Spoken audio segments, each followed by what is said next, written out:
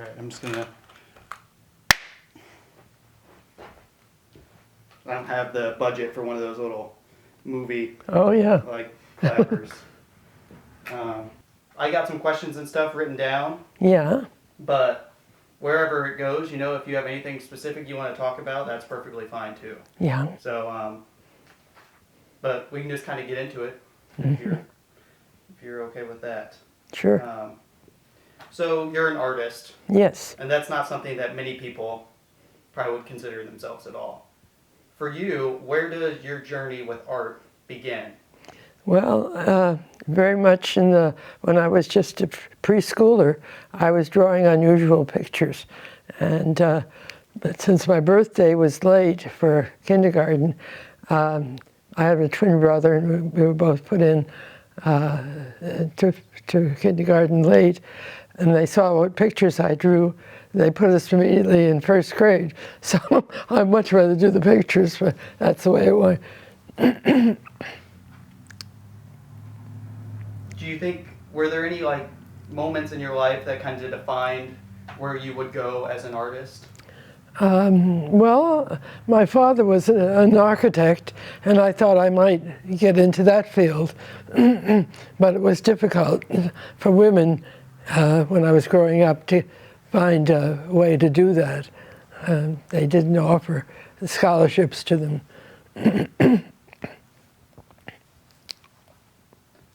So, in your life, and you kind of named one right there, have you seen some major changes, like societally? Oh yeah, a lot of things. Are there anything you can think of specifically? I graduated in Hyattsville, Maryland High School, and the principal called me in. He said, usually we give the top student, which I was, a scholarship to George Washington University, but this young man who is next to your ability needs to earn a living. So do you mind if I give it to him?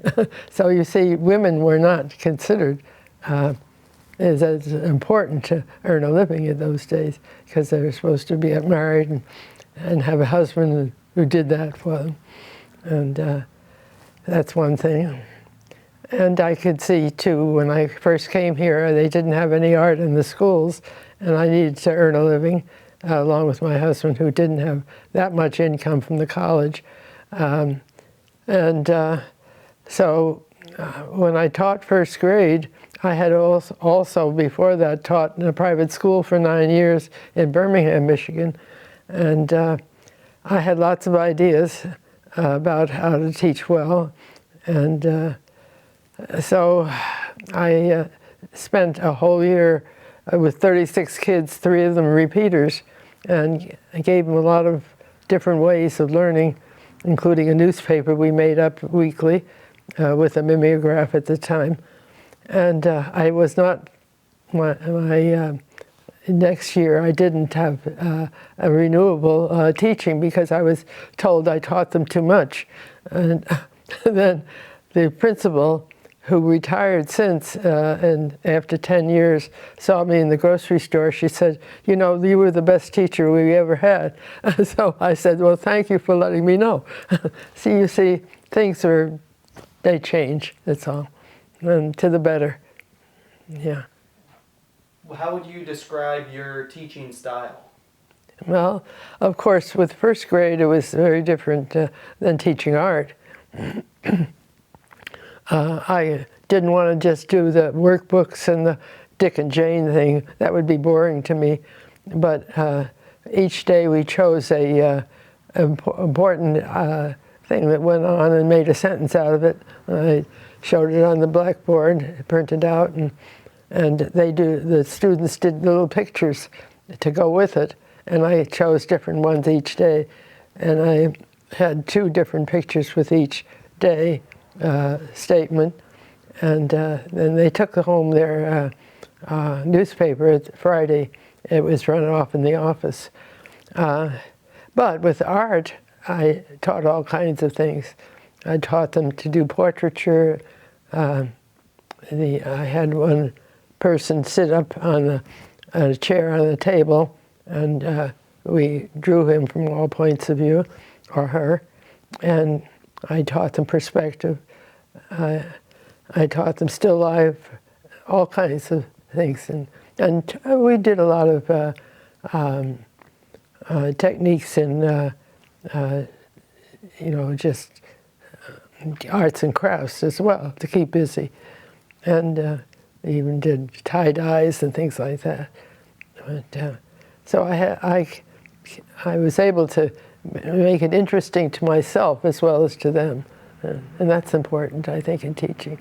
And also to get an idea of what they are interested in, talk to them about it. So you have to get to know your students.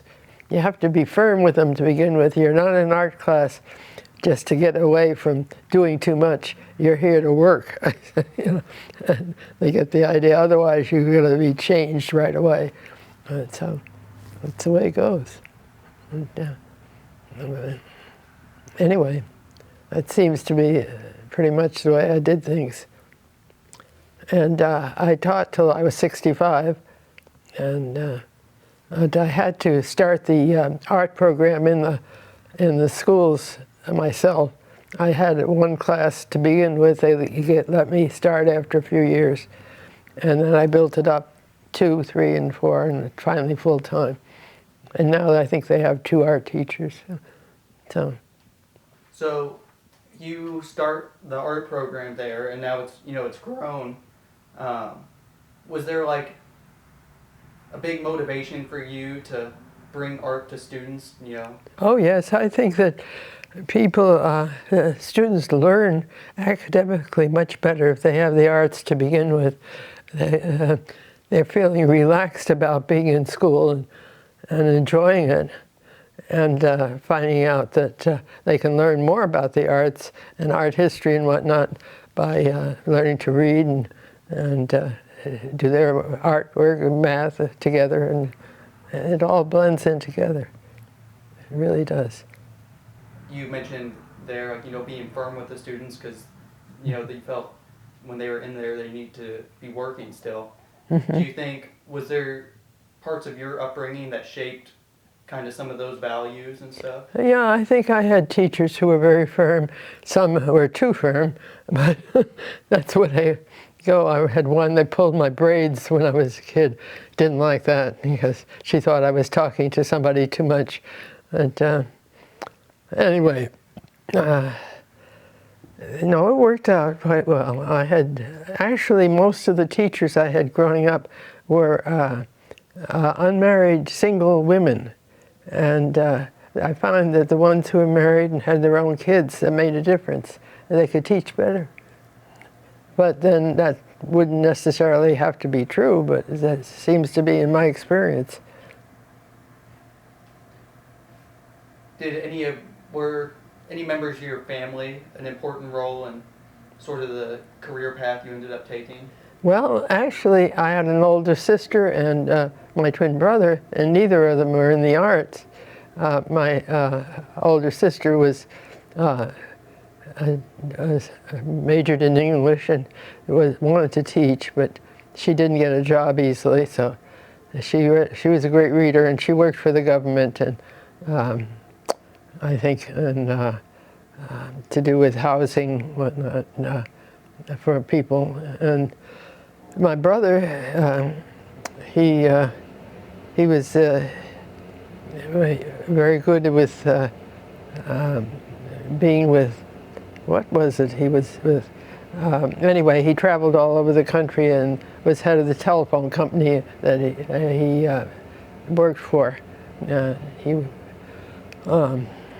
was in Chicago area and down in Tallahassee, and so I moved to quite a few places before he retired from it. So it was different. My mother was,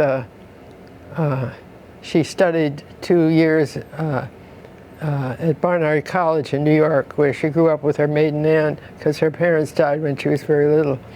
And she turned out to be working on as a secretary on Wall Street when my father met her, but he met her because they both loved opera, and she had sang some opera with Walter Damrosch, his orchestra. So, you know, all these things blend together. My father grew up in New Orleans mostly.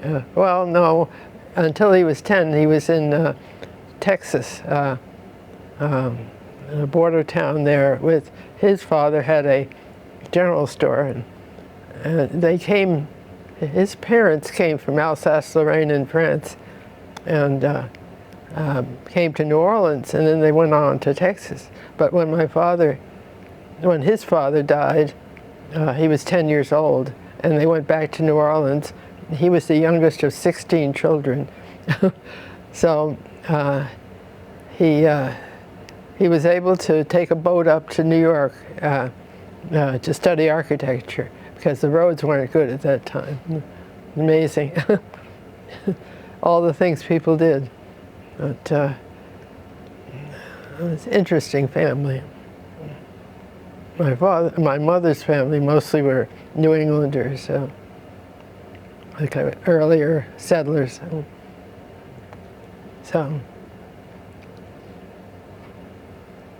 So you've been around Olivet for a while now. Oh, yes. What have been the biggest changes that you've seen? Oh, boy. Well, as I say, the education has gone up much better. They didn't have any books for the students except encyclopedias in the office or just regular course books, or kind of dull. And so when I was teaching first grade, I went to the library in Charlotte on the weekend and got books out for them. And the following weekend, I went to the library in Marshall and got books out, and I could keep them for 2 weeks. So that way, I gave them more books to read beside textbooks and whatnot. But now they have a library even, so it's a big difference. What do you feel like has stayed the same? Oh, I think the appearance of the town is quite much the same. When I was building up my time teaching, I had more time on my own, and I worked with the downtown, improving it, and making the storefronts much better, and getting volunteers to work on that. And it was a fun thing. But now it needs it again, and I'm not up to that. But it would be good if young people took an interest in that. And the small towns are having a hard time, of course. They're competing with the big box stores. And nonetheless, I think the general appearance of the town is pretty much the same otherwise. They have foolish things, but maybe it's not foolish, maybe they make money with it, but like having two dollar stores, and we lost our grocery store, and of course they have certain foods, and then they have the meat market down the south end of town, so you can get by, but you don't get many fresh foods here in town. It's too bad. When I came, there was even a shoe store here. So there are a lot of different stores, but the more the big box stores developed and people could drive. When the towns were first developed back in the 1860s and 70s and whatnot, they had to go by horse-drawn wagons over 10 miles of bad road, so that's why so many more stores were in town. And of course, bit by bit, they went away with the roads better and everybody traveling. Makes a difference.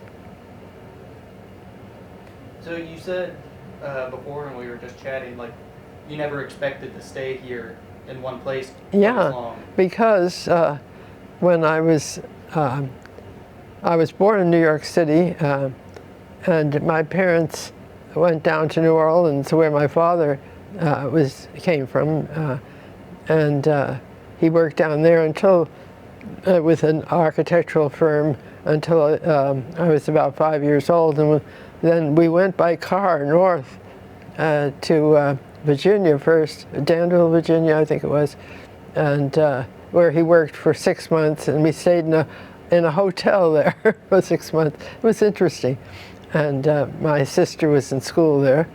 Then we went on to New York and Yonkers, north of the city, where I lived until I was 15, and that's where most of my education was. So I, and of course I went to George Washington University and graduated from there. Then I got a scholarship to Cranbrook Academy of Art in Michigan. That's what brought me to Michigan. And I did my graduate work and my master's degree in artwork and painting and drawing and metalwork. So, and that's where actually I met my first husband in Washington, D.C. We both went to Corcoran School of Art, which is related to the George Washington University at the time. And when he came back from the war, he was in the advanced class the way I was. So that's how we met. And he went on with his GI Bill to go to Cranbrook too. And another friend had a scholarship. So we were all three of us out, and spent 3 years at Cranbrook and learned a lot. So I was glad. And then my first husband had got a job here at the college teaching art in drawing, painting, metalwork, and art history. He was very good at it. And then he died when he was only 64 from bone cancer, and so did my older daughter, unfortunately. But my younger daughter is still alive. She's a landscape architect, and my older daughter was a graphic designer, so it all ran in the family, the art. Yeah. 100 years, you're bound to encounter some hardships and tough times. Can you tell me about any of the struggles you faced in life, and how you got through them? Yeah, I think I managed pretty well. Some of my classes were not very good. I taught some elementary with a grant in art, but then there was a group of teenage boys who they didn't know what to do with for a class, and they sent them over to me from the it was middle school to my high school, and I had a hard time taming them down a bit in order to sit and do artwork. So I got the graphics are actually he did, what is it? Anyway, a graphics teacher next to me to come over and settle them down. They wouldn't listen to a woman. So it took a while sometimes, but most of my classes were good. But they run over on their own from the middle school, and they didn't have any supervision, and they were wild when they got to me. Oh boy. So I remember that. And there are difficulties, yeah. But you put up with it because you know you need to earn a living, and you need to teach them something too. So, what sort of a role do you think community plays in personal and professional success? Yeah. Well, I think they were open to having new things going on here, but they were also skeptical of having people make decisions without the people who have lived here a long time. In other words, they didn't want changes made in any school situations unless you were here about 10 years. You know? So it was not easy. You know? But people are living out of town now. I like it when, in many ways, when people lived in town because they were more associated with what was going on here. But it's harder to find a good place to live now. So they go to Marshall and Charlotte and otherwise. You mentioned earlier, you know, with how you would even just go to libraries to get books for the kids to have and things like that. You know, really going above and beyond to help teach your students. Yeah. Is that something that you know, see as really important, going above and beyond? Oh yes, I think so. Yeah, and I don't know as I could keep up that intense teaching that I did in the first grade. It was a lot of work, but I wanted to make it worthwhile to them and to myself. So, and it was interesting because there were country schools before that, which I think I would have liked to have taught in because you taught all ages and you had to and the younger ones actually learned a lot from the older ones.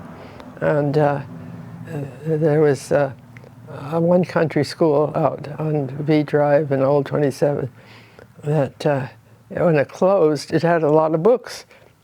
Parents who had given books to them. So that was worthwhile. So I didn't have to go to the library all the time.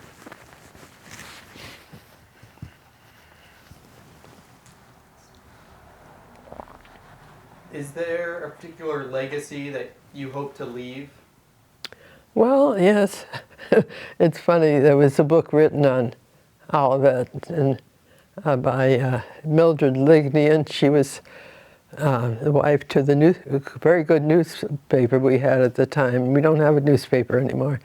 But at the very end of it, it says that Charlotte Whitney, which my name was then, had the students do murals on the sides of buildings.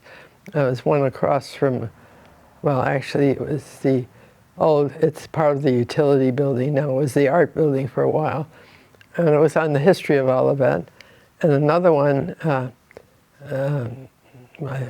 commemorating 50 years of the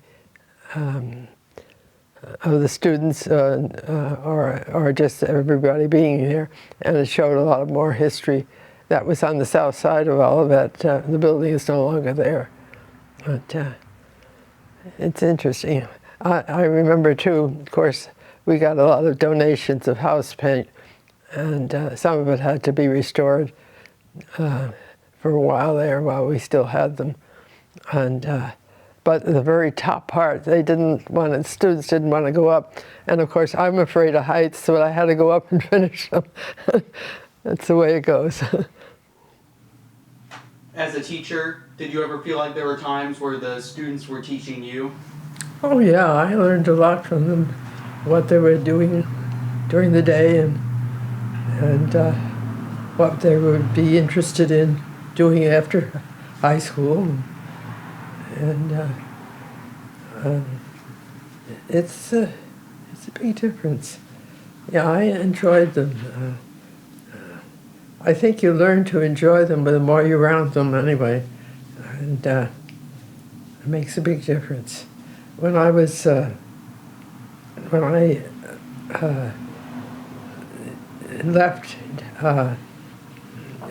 New York and went to Maryland outside of Washington to have my last 2 years of high school, I really missed my friends because I had grown up mostly with them. But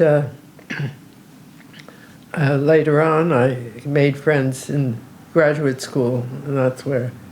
But I didn't have a lot of high school friends after my second year of high school. I just worked hard at it. It was interesting because my brother and I, we went further afield to a high school and walked quite a ways because they didn't have any language in the nearby high school. And I wanted to continue at least with 2 years of French, and I had 4 years of Latin. I wanted more French because I was learning it very well, but they didn't offer it. So, and I had bad advice in college. I was told that, oh, I've had enough language and I've had enough math, which I was good at, which architects needed, you know. And so I didn't study those. But you don't always get the best advice. Kind of a random question. What makes you happy? What makes me happy? Well, accomplishing some artwork right now, each time, getting it done. And then I put it on Facebook, and then my friends comment on it. So they see it that way. I photograph it and put it on Facebook. It's, I use my phone. I don't have any elaborate cameras now. How has your art been received over the years? Very well. I've sold things through the years. I had a site for my artwork, but people didn't look at that. They looked more at the Facebook ones, and it didn't cost me anything. So, but yes, my first husband and I had an art gallery in Birmingham, Michigan for 9 years before we came here. And we sold our jewelry and paintings and other people's artwork as well. They weren't great sales, but they were, and we had to teach on the side, otherwise we couldn't get by. And, just before Christmas you could earn enough money, but not otherwise.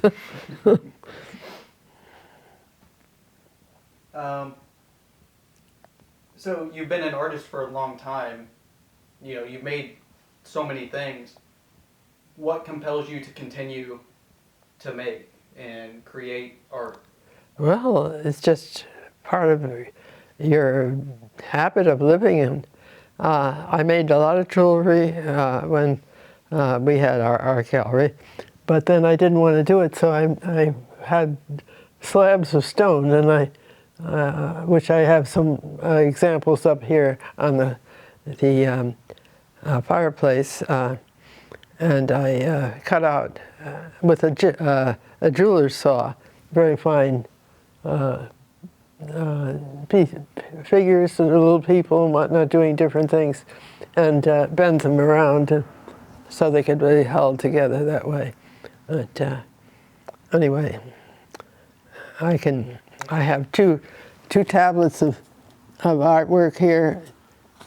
For instance, I just finished this one driving from Marshall to Olivet. I took a photograph through the windshield and used that. And then I had things that I did when I was on trips. This was probably in Scotland. It was Horses at Rest. And let's see, this was when I first broke my hip. I started doing more of this, and there was a very nice fish pond in the rehab place, and I took photographs and used that for a drawing. And I do things right from here, and looking out the window here with my fig tree. That goes out during the summer. And this was my older daughter. She had a fish pond, or frog pond, fish and frogs in it. And there's a frog down here.